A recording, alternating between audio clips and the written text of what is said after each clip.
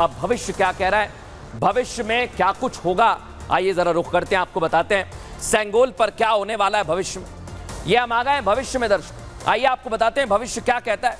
संसद में सेंगोल पर हंगामा और ज्यादा बढ़ सकता है और बजट सत्र के लिए भी विपक्षी दल दिशाहीन नजर आ रहे हैं। भविष्य में फिजूल के मुद्दे उठेंगे, ये आने वाले सत्र को और बेकार कर सकते हैं, खराब कर सकते हैं।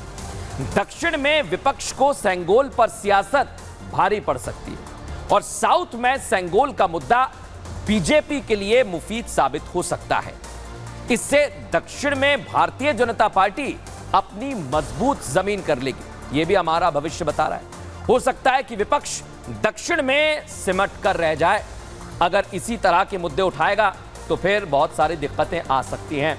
लेकिन इस मुद्दे को लेकर एक दूसरे पर हमला भी किया जा रहा है, सुनिए जरा कौन क्या कह रहा है। अब भारत में संविधान लागू है, यहाँ लोकतंत्र है, न कोई राजा है न कोई उसका प्रजा है, तो संसद में सेंगोल रखना ये लोकतंत्र का अपमान है। जो रखा है रोज कुछ सेंसेशनल बात ऐसी बोलनी है कि हम चर्चाओं में आ जाएं, इन बातों का कोई अर्थ नहीं है। जब पहली बार लगा था तो प्रधानमंत्री जी ने बाकायदा प्रणाम किया था, इस बार शपथ लेते समय शायद वो भूल गए, उसी को याद दिलाने के लिए लगता है मेरे पार्टी के सांसद ने कुछ इस तरह का पत्र लिखा है। सेंगोल जब स्थापित हुआ था, समाजवादी पार्टी उस वक्त भी पार्लियामेंट में थी, उस वक्त क्या कर रहे थे इनके सांसद? समाजवादी पार्टी कहते हैं कि सेंगोल को पार्लियामेंट में नहीं होना चाहिए क्योंकि ये राजा का दंड है। भाई राजा का दंड था तो नेहरू जी ने क्यों स्वीकारा?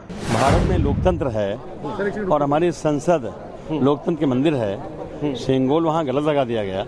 सेंगोल प्रतीक है राजदंड का, राजतंत्र का।